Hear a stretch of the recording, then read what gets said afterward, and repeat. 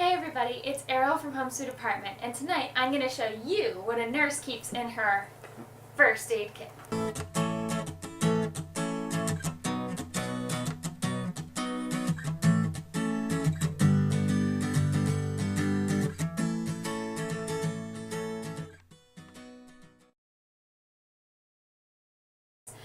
Like I said, the things that I find most important: emergency medicine, basic medicine in blister packs, gloves that are latex free, gauze and tape, because if you had to, you could make a quick band-aid out of these, instant cold pack, not the kind you keep in the freezer, and arnica cream.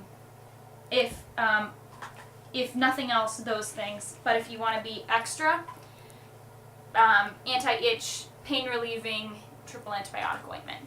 Super helpful. You can literally mix all three of these and put them on a cut, bruise, whatever, and put a nice gauze with some tape around it, and you're like good to go. Okay, let's pop open this bad boy.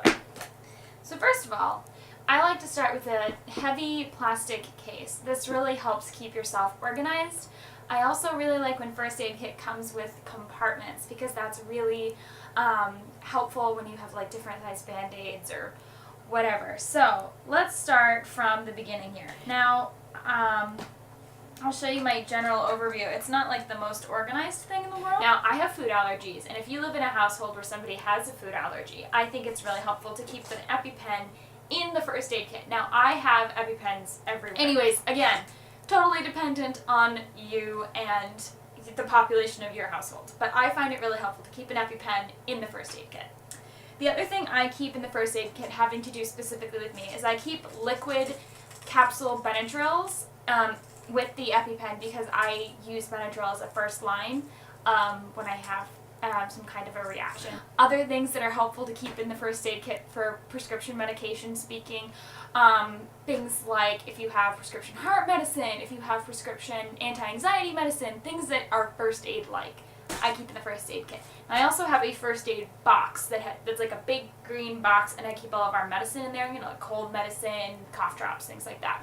This is strictly first aid stuff, like first line stuff. Again, emergency medicines or medicines you find helpful, so this is obviously Zyrtec, and I like to keep a couple of these in there too, because everyone in my household has allergies, so it's helpful to just whip out the first aid kit, give what they need.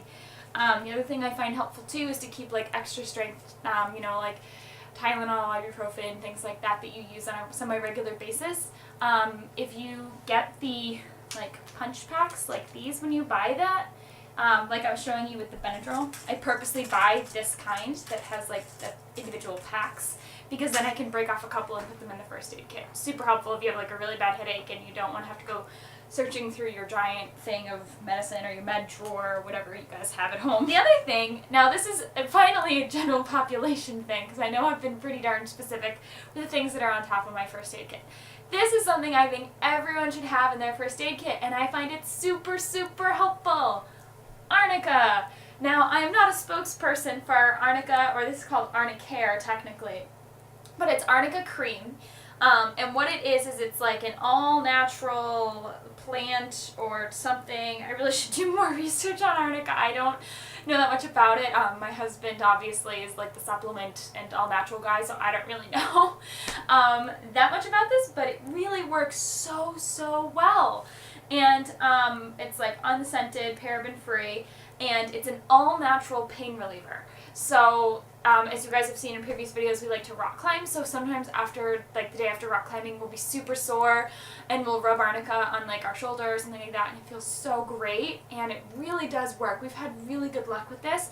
I've also heard of people using, they have tablets people use them for headaches and things like that. So we keep this in our first aid kit, because oftentimes, like if you need a band-aid or whatever, we use Arnica too, because it also really helps with bruising and like healing things faster, sprained ankles, all kinds of stuff. Anyways, that's my spiel on Arnica. Sorry. Alright, we'll move on. Triple antibiotic ointment. Very helpful for cuts and scrapes. The great thing too is that I recommend triple antibiotic ointment that's also pain reliever, and they do sell that. It's like a 2-in-1 triple antibiotic pain reliever type thing. Another nursey trick for you, I learned this in camp nursing, is if you take, this is the other thing I'm about to talk about, This is hydrocortisone cream, great for bug bites, that kind of thing. Also great to keep in your first aid kit for mosquito bites, bee stings, things like that. I have been known to mix the two of these in like a little Dixie cup with a Q-tip and use that, because sometimes when you have a scratch or a bite or something like that, you need triple antibiotic ointment, but it's also itchy. So this keeps you from like itching the Band-Aid like crazy and pulling off the Band-Aid. And I used it all the time in camp nursing and I love it. Next up, tweezers. Super important because you need them to remove things like bee stings, splinters, things like that. And having like a decent quality pair of tweezers is really helpful. Alright, the other thing I think is important is gloves. Keep gloves in your first aid kit. Now while I'm talking about gloves, and I will probably mention this also when I start talking about Band-Aids, if you can, try to make your first aid kit latex free.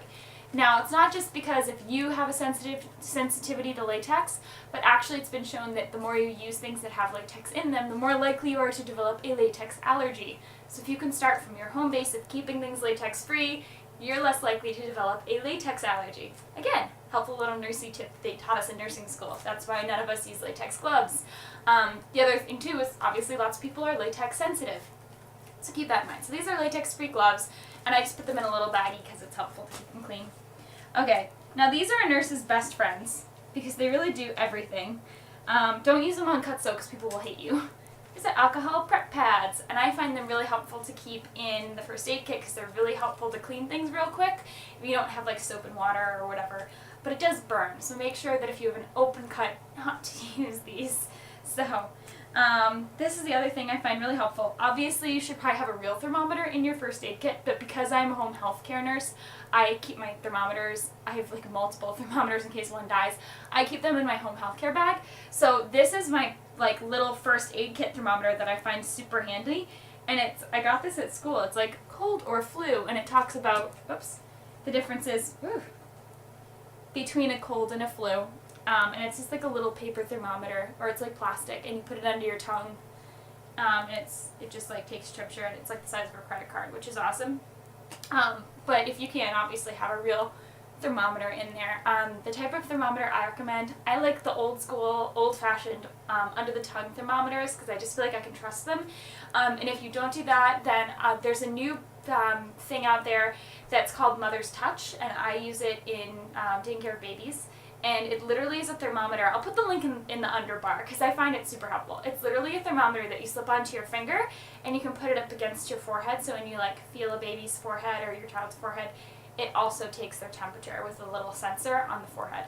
I find that super helpful. I do not like the ear thermometers because little kids, it just doesn't work. And if you have little kids, sometimes they're squirmy, they don't like things in their ear. I just don't trust those. And sometimes I feel like you can't get them in right, and I don't know. I just like old school stuff. So I like the forehead thermometer because I feel like it's been working for me, and I like that I can actually feel someone's forehead while I'm using it because, good old fashioned feel the forehead thermometer taken. Okay. Tape is super helpful. This one's almost out, but if you have like a big, messy bruise or something gross that you want to cover up, Band-Aids aren't going to be big enough, so I like to keep gauze, like relatively large-sized gauze, and then you can tape, because this basically makes like a big Band-Aid. Okay, so obviously Band-Aids. Lots and lots of little Band-Aids. I have a million different kinds, because like I said, I'm a nurse, so I have a million different kinds. They just kind of accumulate on me, which I'm sure many of you guys have noticed if you're nurses as well. The best thing I can recommend is having a couple different sizes. That's helpful. But in all honesty, I don't use Band-Aids that often. I am an old school. I like my gauze and I like my tape, and I just slap it on there with some triple antibiotic ointment and some pain reliever or some anti-itch cream, and you are good to go. That's my shtick, but use whatever you guys find helpful. And at the bottom of my first aid kit, an instant cold pack. Never be without one of these. And don't rely on like all those goofy things you see on Pinterest, like, oh, put a sponge in the freezer, put dishwashing gel in the freezer, put, salted water in the freezer. Just trust me. You want an instant cold pack that you can break at a moment's notice and use right away. Because I had one instance where the electricity was out because I live in New England. We get snow. and we get a lot of it. So at one point, the electricity was out and our freezer was down, and someone had stubbed their toe really bad. And I was like, oh my gosh, like, I really hope we have one of these. And I happened to, like, be digging through our first aid box. This is when I was in nursing school.